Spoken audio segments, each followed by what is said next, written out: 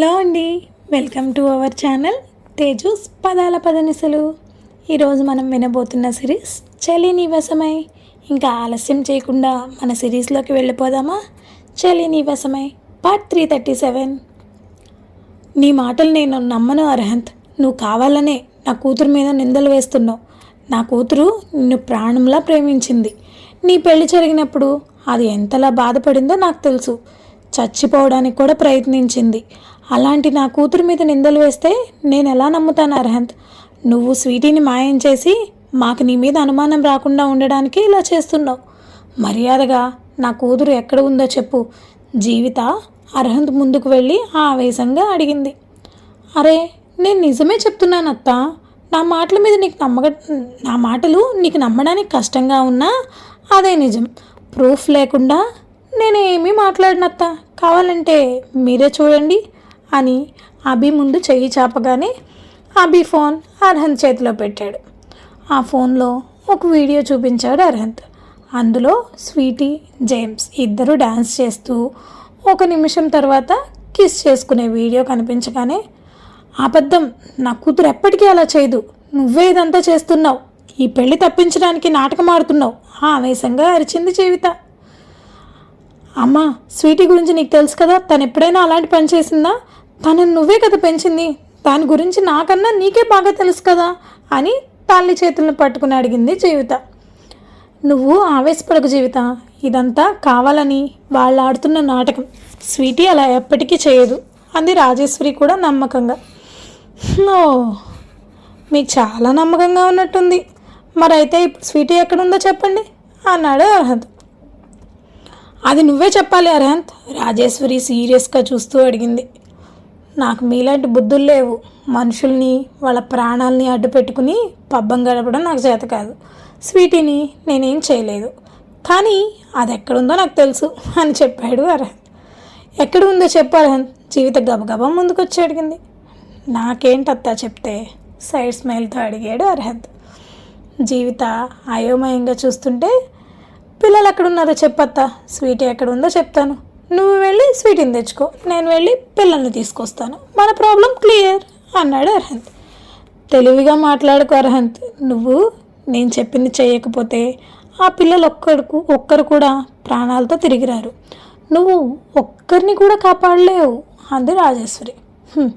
ఇప్పటికే మీ వల్ల చాలా ప్రాణాలు పోయాయి, ఇంకా మీ వల్ల ఒక్క ప్రాణం కూడా పోవటానికి నేను ఒప్పుకోను. పిల్లలు ఎక్కడున్నారో నాకు ఆల్రెడీ తెలిసింది. ఇంకొక గంటలో పిల్లలందరూ ఇక్కడికి వస్తారు అర్హంత్ నవ్వుతూ అన్నాడు. లేదు, నువ్వు అబద్ధం చెప్తున్నావు, పిల్లల్ని నువ్వు కనిపెట్టలేవు అంది రాజేశ్వరి ఆవేశంగా. నిజమా? కనిపెట్టలేనా అని మాధవ్ వైపు చూశాడు.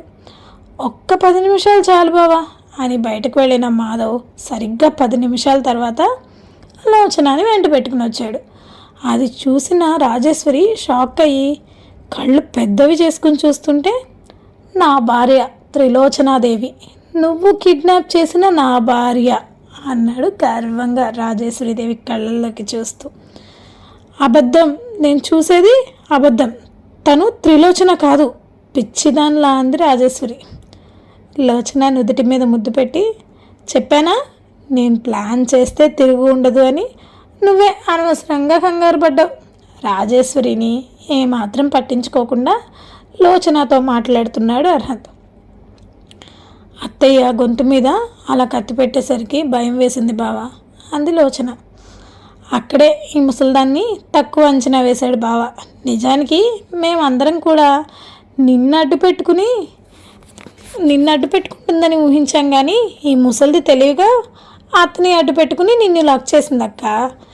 ఇది ఇప్పుడు పెట్టింది, కానీ అదే మహాభారత కాలంలో పుట్టి ఉంటే మరో 100 యుద్ధాలు జరిగేవి అన్నాడు అభి. శారద పరుగున వచ్చి, నీకేం కాలేదు కదా అని కంగారుగా అడిగింది.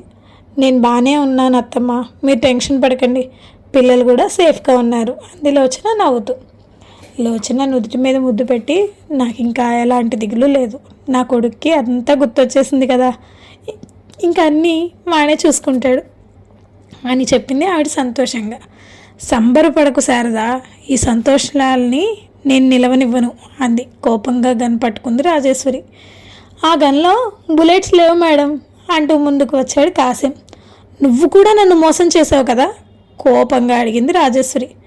నేను ఎప్పుడు కూడా ఈ కుటుంబానికి లాయల్గానే ఉన్నాను మేడం, ఇప్పుడు కూడా ఈ కుటుంబ క్షేమం కోసమే ఆలోచిస్తున్నాను అని చెప్పాడు కాసిం. అయితే నువ్వు సపోర్ట్ చేయాల్సింది నన్ను. దాన్ని పెళ్లి చేసుకుని ఈ వంశ పరువు ప్రతిష్టని నాశనం చేశాడు వాడు. ముందు దాన్ని చంపి అప్పుడు నాతో మాట్లాడు అంది లోచనని ఉద్దేశించి. వాళ్ళ పెళ్లి జరగాలని కోరుకున్నది పెద్ద సార్ మేడం. నేను ఈరోజు ఇలా ఉన్నాను అంటే దానికి కారణం పెద్ద సార్. మరి ఆయనకు నేను ద్రోహం చేయగలనా? ఆయన కోరుకున్నదే కదా మేడం జరిగింది. ఆయన ఇంకా ఎన్నాళ్ళు బతుకుతారు మీరు? ఈ పంతం పగ అవసరమా? దానివల్ల మీరేం పొందారు?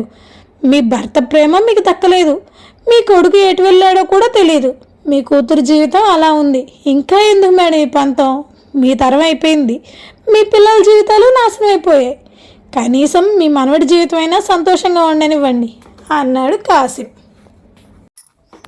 కాసిం మాటలు విన్న రాజేశ్వరి, నువ్వు కూడా నాకు చెప్పేవాడివి అయ్యావా? నా పంతం పగ నెరవేర్చుకోవడానికి నేను ఎక్కడి వరకైనా వెళ్తాను అని ఫోన్ తీసి కాల్ చేసింది. అవతలి వాళ్ళు లిఫ్ట్ చేయగానే పిల్లలు ఎలా ఉన్నారు అని కోపంగా అడిగింది రాజేశ్వరి. వాళ్ళు బాగున్నారు మేడం, అందరూ లోపలే ఉన్నారు అవతలి వాడు సమాధానం చెప్పాడు. ఏంటి అర్హంత్, నాతో అబద్ధం చెప్పాలని అనుకుంటున్నావా? అలా చెప్పి పిల్లల్ని కాపాడాలని అనుకుంటున్నావా అని అడిగింది రాజేశ్వరి గర్వంగా. ఒకసారి లోపలికి వెళ్ళి చూడమని చెప్పండి అన్నాడు అర్హంత్. నేను వీడియో కాల్ చేస్తాను, నాకు పిల్లల్ని చూపించు అంది రాజేశ్వరి. అవతలివాడు వీడియో కాల్ లిఫ్ట్ చేసి లోపలికి వెళ్ళేసరికి అక్కడ ఖాళీ గది కనిపించడంతో, రేయ్ ఏం చేస్తున్నారా, అక్కడ పిల్లలు ఎక్కడున్నారు అని ఆవేశంగా అరిచింది రాజేశ్వరి. ఇక్కడే ఉండాలి మేడం, నేను నైట్ అంతా కాపలా కూడా ఉన్నాను, ఏం జరిగిందో అర్థం కాక అయోమయంగా అన్నాడు అవతలివాడు. నీ మనుషులు ఎక్కడ్రా అని కోపంగా అడిగింది రాజేశ్వరి. ఇక్కడ ఉన్నవాళ్ళు అక్కడెలా కనిపిస్తారు ముసలి, నవ్వుతూ అన్నాడు అభి. రేయ్ నువ్వు మధ్యలో మాట్లాడుకో, చంపేస్తాను వెధవ. నువ్వెవరో నాకు తెలియదని అనుకోకు, నువ్వు అసలు దాని మేనలుడివే కాదు, ఆ ముసుగులో వచ్చిన డిటెక్టివ్ అని నాకు తెలుసు అంది రాజేశ్వరి. తగ్గు ముసలి, అన్నీ నీకు తెలిసినట్టు బిల్డప్ ఇవ్వకు, నేను డిటెక్టివ్ని, అలాగే మా అత్తకి మేనల్లుడిని కూడా, అది నిజం. ఓ అన్నీ నీకే తెలిసినట్టు బిల్డప్ ఇస్తున్నావు. నాకు డౌట్ ముసలి, రాజకుటుంబం అంటే కాస్త గంభీరంగా పెద్దరికంగా ఉంటారు, నువ్వేంటి అంటే ఫుల్ ఆపోజిట్గా ఉన్నావు. అసలు నువ్వు కరెక్ట్గానే పుట్టావా లేదంటే క్రాస్ బీడ్వా అనుమానంగా చూస్తూ అడిగాడు అభి. రేయ్ ఏం కూసావురా అంటూ ఆవేశంగా ముందుకు అడుగు వేసింది రాజేశ్వరి. బాలు కింద పరిచిన కార్పెట్ని కాలితో లాగడంతో ఆవేశంగా అడుగు ముందుకు వేసిన రాజేశ్వరి కాస్త బొక్క బోర్లా పడి సరిగ్గా లోచన కాళ్ళ ముందు పడింది. అబ్బా ముసలి, కాస్త ఆలస్యమైనా కరెక్ట్ ప్లేస్కి చేరుకున్నావు అన్నాడు బాలు. ఆ అంటూ ఆవేశంగా అరుస్తూ లోచన కాళ్ళని పట్టుకుని వెనక్కి లాగాలని చూసింది రాజేశ్వరీదేవి. ఒకవైపు శారద, మరోవైపు అర్హంత్ గట్టిగా పట్టుకుంటే వెనక నిలబడి సపోర్ట్గా లోచన చేతుల్ని గట్టిగా పట్టుకున్నాడు బాలు. ఇంత జరిగినా నీ అహంకారం ఇంకా తగ్గలేదా?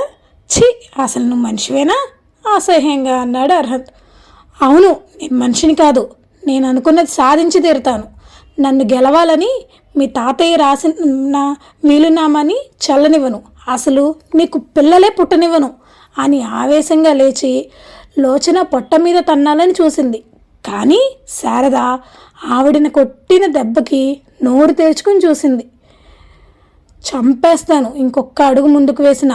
ఏమనుకుంటున్నారు మీరు, అసలు ఆడదానివేనా? అసలు ఆ పదానికే మచ్చ తెస్తున్నావు కదా, రాక్షసి జాతికి చెందిన దానివి. నా కొడుకు కోడలు జోలికి వస్తే నిన్ను చంపి జైలుకు పోవడానికి కూడా నేను సిద్ధం ఉరిమి చూస్తూ అంది శారద. ఇలాంటి వాళ్ళకి మాటలతో చెప్పకూడదత్తా, చేసి చూపించాలి అన్నాడు అభి. అప్పుడే ఒక్కసారిగా తుపాకీల శబ్దం వినిపించడంతో అందరూ అలర్ట్ అయ్యారు. అర్హంత్ కనుబొమ్మలు ముడిపడ్డాయి. జేమ్స్ గన్ను పట్టుకుని వచ్చాడు అక్కడికి. అతనితో పాటు ఉన్నది కేవలం నలుగురే అయినా వాళ్ళ చేతుల్లో ఉన్న వెపన్స్ చాలా పవర్ఫుల్. నిమిషాల్లోనే అక్కడ ఉన్న అందరినీ తుడిచిపెట్టేయగలరు. అర్హన్తో పాటు బాలు, మాధవ్, హరి, కాసిం కూడా ఆ విషయాన్ని గమనించారు. స్వీటీ ఎక్కడా? జేమ్స్ కోపంగా అడిగాడు అర్హన్ ముందుకొచ్చి. నాకెలా తెలుస్తుంది మిస్టర్ జేమ్స్? స్వీటీ నీ ప్రియురాలు కదా, మరి తన గురించి నాకెలా తెలుస్తుంది అని అడిగాడు అర్హంత్. తను నా దగ్గరికి వస్తానని చెప్పింది, ఆలయం వరకు వచ్చింది, కానీ వీడు తనని ఫాలో అవ్వటం చూసి వెనక్కి వచ్చేసింది. అయితే ఇక్కడికి రాలేదు. తనని ఏం చేశావో మర్యాదగా చెప్పు అన్నాడు జేమ్స్. జేమ్స్, నిజంగా స్వీటీ ఏమైందో నాకు తెలియదు. అభి స్వీటీని ఫాలో అయిన మాట వాస్తవం. ఆ టైంలో ఎవరికీ తెలియకుండా స్వీటీ బయటకు వెళ్ళటం అనుమానం తెప్పించింది. అందుకే అభి ఫాలో అయ్యాడు. కానీ ఆ తర్వాత తను లోపలికి రావటం కూడా చూడలేదు. అందుకే మళ్ళీ వెనక్కి వెళ్ళి చూశాడు కూడా. మార్నింగ్ నన్ను లేపి రెడీ చేస్తున్నప్పుడు కూడా స్వీటీకి ఏదో పెట్టాలని అన్నారు. ఓకే, తను వచ్చేసిందని అనుకున్నా. ఇంతకుముందే తెలిసింది తను తిరిగి రాలేదని. నీ గురించి కూడా ఇంతకు ముందే తెలిసింది మాకు. అయినా మీరు లవ్ చేసుకుంటున్నప్పుడు ముందే ఇంట్లో చెప్పొచ్చు కదా, లేదా నాతో అయినా చెప్పొచ్చు కదా. నేనేం తనని పెళ్లి చేసుకోవడానికి రెడీగా లేను కదా. ఇన్ఫ్యాక్ట్ నాకు మ్యారేజ్ అయ్యాకే కదా మీరిద్దరూ కలిసి నా మీద అటాక్ చేసింది. అంత అవసరం ఏమొచ్చింది అని అడిగాడు అర్హంత్. అవసరం అంటావేంటి మిస్టర్ అర్హంత్? నీ వెనక ఉన్న ఆస్తి గురించి నీకు తెలియదేమో, కానీ స్వీటీకి తెలుసు. ఈ ఆస్తి మొత్తాన్ని వదులుకోవడానికి తను సిద్ధంగా లేదు. ఆ విషయం తెలిసే కదా నువ్వు తనని కిడ్నాప్ చేసింది. మర్యాదగా స్వీటీని నాకు అప్పగించు. అలాగే ఈ పేపర్స్ మీద సైన్స్ చేయండి అందరూ. నాకు స్వీటీతో పాటు ఈ ఆస్తి కూడా కావాలి, లేదంటే ఒక్కరిని కూడా ప్రాణాలతో వదలను అన్నాడు గన్స్ చూపించి. అందరికీ తనేంటో ఏం చేయగలడో సింబాలిక్గా చూపించి మరీ బెదిరించాడు. మా స్వీటీ ఎక్కడ ఉందో నీకు కూడా తెలీదా? అర్హంత్, నువ్వు చెప్పు, ఏం చేసావు స్వీటీని అని జీవిత భయంగా అడిగింది. మరి ఇప్పుడు ఏం జరుగుతుందంటారు?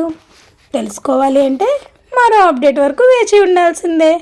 ఈ అప్డేట్ మీద మీ అభిప్రాయాలని కామెంట్స్ రూపంలో తెలియచేయండి. మా వీడియో కనుక మీకు నచ్చినట్టయితే లైక్ చేయండి, కామెంట్ చేయండి, సబ్స్క్రైబ్ చేయండి, బెల్ కొట్టండి.